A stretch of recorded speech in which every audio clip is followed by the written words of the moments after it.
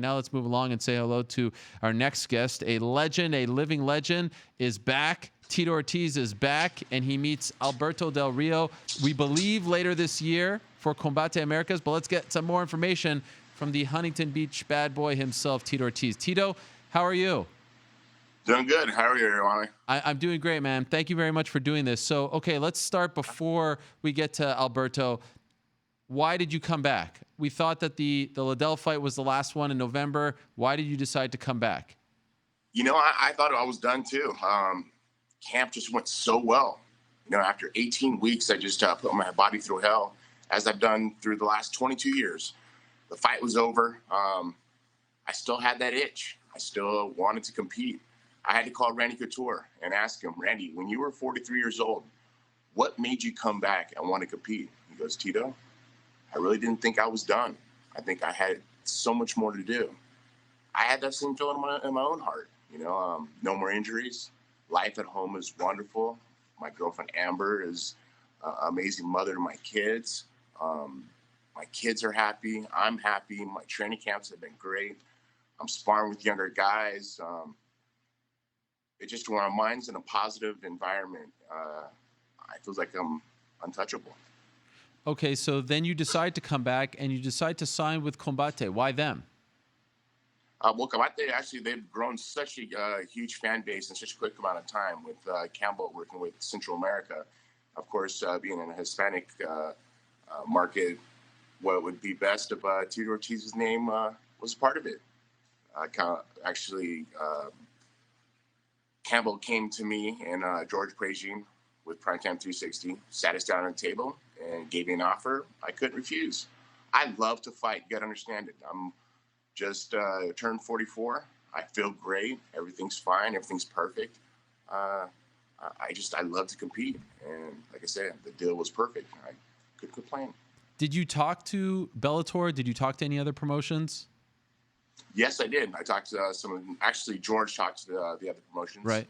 For me, and no one didn't want to match the money that I was getting through Combate. So, you know, I got to look for the future of my children, and you know, we live a certain lifestyle, and at the same time, I got to do what I love and do it the right way. And with Combate, I'm just excited because it's a new company. I'm able to bring some new eyes to that company. And Campbell's been an awesome guy with me. Of course, work with George Pragin, who's an amazing agent, has been giving me things over the last 7 years that I've been waiting my whole life for. Is this a one-fight deal? No, actually, this is a 2-fight deal. Okay.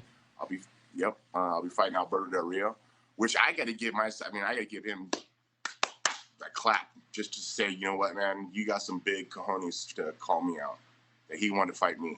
They came to me at the table saying that Alberto wanted to fight me. I was just like, all right, this guy must be training. And I know he trains actually at the national, the national team in Mexico City, and of course in, San Antonio. So I know he brought all his family from Mexico to San Antonio. He trains full-time also, and is the ambassador for Combate Americas. So it just makes great sense. Him being a former WWE heavyweight world champion, having a mixed martial art record, background also, and a amateur wrestling background also. So I think this will be a very interesting fight. So when you signed with Combate, did you sign to fight Alberto Del Rio, or did that present itself after you signed? It was a sign with Alberto Del Rio. They came to me and I had to kind of hold my tongue. You know me, I like to say everything that's on my mind when it comes about. And I had to bite down and kind of just keep hush-hush about everything and let Campbell do his work, let Combate do their work. And now it's out. I start training today, actually. So, you know, I've taken a little time off. I've taken about 4 months off. Enjoy life a little bit, fishing with the kids, you know. It's been a good time off. So now the hunger's back to get in the gym. So I'll be training at the UFC gym here in Huntington Beach and at Ruka in Costa Mesa with Jason Perillo. Of course, here are my same training partners, as always, Moses Murrieta, Rafael Davis, Scott Carr, and Jay Silva. So I know what I'll need to do for this fight. I just got to train hard. I'm getting everything I wanted And that's what makes me very excited. But at the same time, I get to get in some great shape. When will the fight happen? So I heard sometime in October. There's no date set yet. Okay. I heard sometime in October, so that's why I'm starting today on Monday. So I'll give myself a good, 8 to 9 weeks to prepare and get my body in shape. The timing haven't really gone anywhere, but I just think I just get in great shape and be fast as I possibly can be, as I was against Chuck Liddell. And it's just one of those things. I look at the Chuck fight, and I was 10 steps ahead of him, and it was just because of the work that I put in.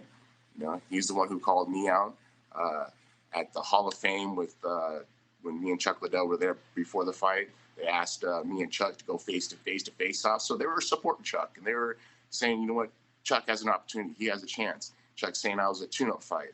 Well, Chuck will open up a beast, and now it's time to keep eating, baby. Where will the fight be? I am not sure about that yet either. I'm still waiting. Okay. So hopefully it's somewhere really, really beautiful. Hopefully it's somewhere where everybody can come watch. Will it be in America? Yes, it will be in America. Okay. Obviously, this is a big deal. This is a big fight for the Latino community, with Alberto Del Rio being so popular, you being so popular. So I thought maybe it'd be in Mexico, or I know that Campbell was in Spain last week as well. So was wondering if they would go in any of those. I know they mentioned Mexico City once, and I would love that. I would love that to happen. And I heard something about Spain, but there was no for sure. I think it's more guided towards here in the States, just because of the fan following that I have, and of course Alberto has through professional wrestling. And just to confirm, will it be at 210 pounds? That is correct. I gave him an extra 5 pounds. Oh, really? I tried to make it. I tried to make it at 205, and he was like, "Come on, man. I'll walk around 240." I was like, "Okay, I walk around 235. No difference. All right, I'll give you." He goes, "How about 215?" I go, "All right, how about we make it in the middle at 210?" So it'll be at 210. I get to put on an extra 5 pounds of muscle, so I'm excited. I'll be stronger than I was my last fight. Now, is there a legit beef between you two? Because I've seen some back and forth on social media. You were talking about like doing this for all the legal immigrants, and I know you're into politics. Like, what is the backstory here? Well, you got to think about this. I'm not into politics. I'm not a politic person. Okay. I'm not a Republican. I'm not a Democrat. I'm an American. I want the safety for my children's future to be number one. And our president is putting that for our country. I want that to happen. Now, on the opposite side, Alberto Del Rio, he wants open borders. Anybody can come in our country whenever they want. And I don't believe in that. And so I think that's where we kind of butt heads. And I think the story will lead up to the fight in general. Wow. Okay. So you guys aren't friends? I wouldn't say friends. I respect the man. I really respect him. There's not hate as I had against Chuck Liddell, but you never know. I mean, you start talking about people's countries, and you start talking about the future and the safety of our country here in America. I don't know. I'm willing to die for it. If I wasn't a fighter, I probably would have been a great Marine. Will this fight air on some kind of pay-per-view platform, or will it be on cable television? I am not sure. I haven't heard the details on that yet. Okay. So I'm kind of waiting. Do you want it to be on pay-per-view? Of course I would like to be on pay-per-view. It really don't matter to me. I just want to go out there and I want to compete. I want to fight. They gave me an opportunity to compete against somebody who thinks he could beat me, who thinks he's going to give me a run for my money. And wherever it is, either it's on free television or pay-per-view, I just want to make sure that everybody watches and see what I do the best, and that's punish people. So, as you alluded to earlier, he does have an MMA career. I think a lot of people at first are like, Alberto Del Rio, WWE wrestler. No, he's 9-5 as a pro. And, of course, we remember the Dos Caras Jr. moment with Mirko Krokop. He used to fight in the luchador mask. Like, when you're preparing for him, will you look at some of that old footage? It's been a while since he fought, or are you just going to not watch any of that? I've already watched it. I watched it before he even signed the contract. Really? I watched everything. I hope he doesn't put a mask on, because when my elbows hit him in his face is going to be all cut up really, really bad. I'm going to put that mask through his face. And he doesn't realize that. So I hope that he doesn't wear a mask. But I really don't think the athletic commission will sanction it that way. But hopefully he doesn't wear the mask. We'll see, though. See, I kind of want him to wear the mask. I feel like the mask is You awesome. do? Yes, of course. I think the mask is great. I guess I'm from pro wrestling fan myself. I guess, yeah, it's pretty cool. But I'm trying to look out for his safety. I just want to make sure that he understands that he's going to get taken down and I'm going to put my elbow through his face. I just want to make sure that the stitches aren't too bad. Has this been discussed at all, whether or not he will wear the mask? Not yet. No, it has not been discussed. Okay. Wow. What a scene that will be if he brings it back. Did you see that Crow Cop fight? Yes, I watched it about 7 or 8 times. Do you think it's legit? Because there's been talk over the years that it was a work. No, it was not a work. You watch that left head kick and he clipped him right on top of the temple. Okay. And he fell, and you see Crow Cop hit him with a right hook right to the chin, and he was out. Through my whole career of 22 years, I've never been knocked out unconscious. I've always been able to get up, stand up when the fight was over. And for him to be knocked out unconscious, I'm going to do the same thing to him. I'm going to try to knock him out unconscious, as I did Chuck Liddell. I saw some fans joking online when this was announced last week that, oh, will this be a work or a shoot? What do you say to those people? Will this be 100%? Not one time in my career of 22 years that I've had to work. No possible way. I put my life on the line every time I compete. When I'm in the gym, I train as hard as possible. I'm not going to come in out of shape. I'll come in ripped, shredded, like I always do. And let me tell you, there is no possibility, there's chance of this being a work. I don't do stuff like that. If I did, I would have gotten the WWE a long time ago. Right. What happened with Golden Boy? Because it seemed like even after the fight, there was some talk that you were going to continue, that they were going to be a part of the MMA community. They were going to start promoting events. It doesn't seem like that's going to happen anymore. Ultimately, what went wrong there? You know, what I really think it was just the concentration of the company of Golden Boy into mixed martial arts really wasn't what they wanted to do. They want to continue with boxing, and I think there's just so many different legs in this mixed martial art world that they couldn't really understand exactly how to promote it the right way. With boxing, it's easy. It's just one way. You know, it's one thing they need to do the right way. And mixed martial arts is totally different. Dana White is a perfect example of it. The guy works his ass off, and it shows. Everybody in the world knows what UFC is and what mixed martial art is, and that's thanks to Dana White because he works so hard to make it happen. You know, Oscar, I mean, I don't want to say anything bad about him because he gave me the opportunity when no one else would, but you got to do your homework before a fight. If you can't even read off a piece of paper who the fighters are on the card, you're not doing your job as a promoter, and I think that's a mistake that he made. Why didn't they have you be the Oscar of Golden Boy MMA? Well, I would have loved that, but I think as the fight turned out and how things happened after the fight was over, I wasn't happy. Chuck wasn't happy. So why continue on with somebody that really didn't respect us for our business acumen of the things we've been doing over the last 22 years? So would it be fair to say Golden Boy MMA is dead? You'd have to be fair to say yes. Okay. It's gone. It is on the History Channel now. Okay. And so you said you signed a 2-fight deal. Let's say all goes well in this fight. Any idea what the second fight will be? I don't know. I would like to possibly do a cross promotion. This is something that I would like to talk with Campbell about, but do a cross promotion.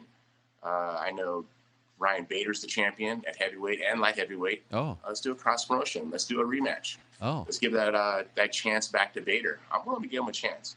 The kid deserves it. He's a hard-working man. He's the champ. I respect him like no other. I think Ryan Bader's an awesome human being, an awesome fighter, an awesome father. I look up to the guy, and I respect for being a champion. So, let's get in there and let's try number 2.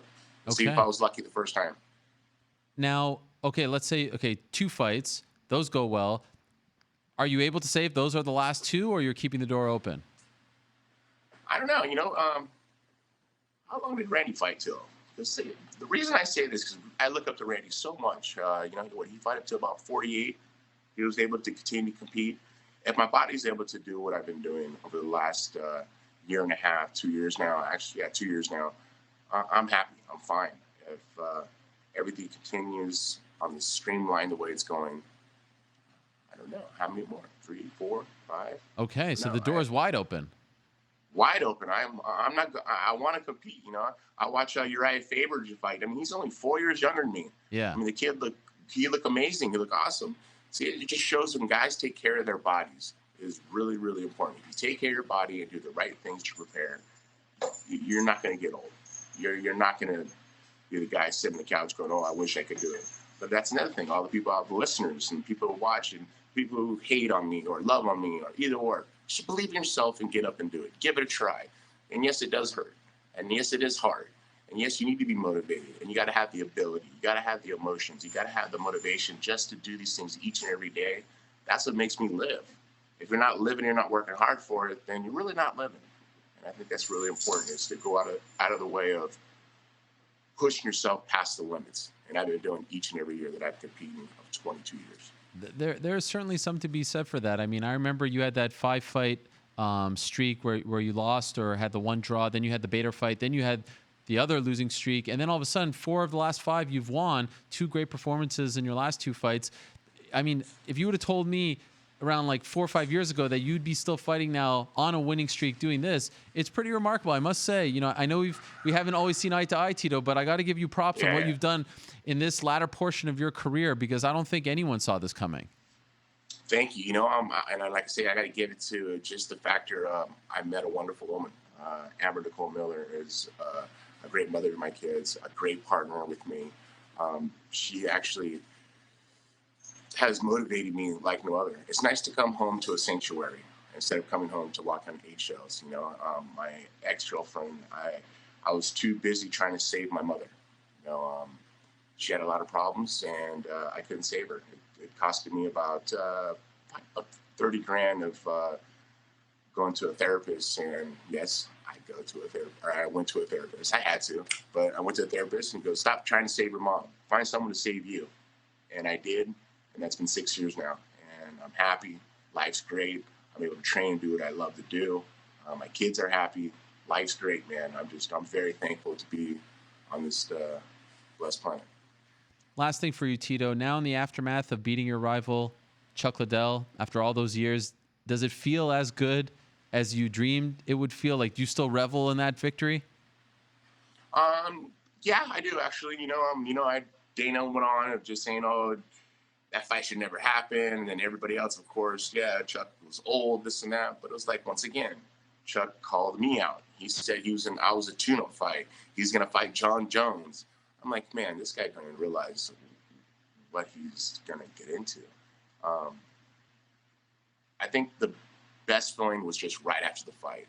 And of course, 30 for 30, ESPN, they made the documentary of that fight. And you'll see the emotions right after the fight. It'll be out, I believe, September 16th. It's coming out, 30 for 30, with me and Chuck Liddell. It was a great experience. It was a great journey. It was something that I was able to find in myself, of the courage, the will, and the motivation to get in there and compete against a person who beat me twice already, and said I was a tune-up fight, and said that he's going to make me look stupid. And sorry, things went the opposite direction. Thanks for doing this, Tito. Congrats on the new deal. Congrats on signing with a new promotion. I'm curious to see what you and Campbell do. Campbell's an interesting cat, so it's always interesting when he is around. I've known Campbell back since the very beginning, before I remember. Zup was even a part of it. This was back when Bob Meyerowitz was a part of it. Right. And Campbell's always been a very respectful man to me, very honest guy, straight shooter. You know, when he first started this company, I go, "Keep at it. You got something good here. There's no one attacking Central America or the Latin market. This is something that's going to be great for you." All of a sudden, boom, I'm signing a 2-fight deal with him, and I'm excited to work with him. Good luck to you in training, and keep us posted on when that fight is booked. As far as a date, location, I'm curious about that as well. Thank you for doing this, Tito. Yeah, without a doubt. Of course, all my fans, you can follow me at Tito Ortiz 1999 on Instagram. I post all my videos. Alberto Del Rio, you can watch all my training stuff, watch how I'm going to whoop your ass. But at the same time, thank you guys. I appreciate you. Hello, everyone. It's Ariel Helwani. I just came here to thank you for watching our ESPN YouTube channel. It's the best. You know what else is the best? The ESPN app. You can get highlights, analysis, all that stuff and more. And if you want premium content and live streaming sports, there's only one place for all of that. It's ESPN Plus.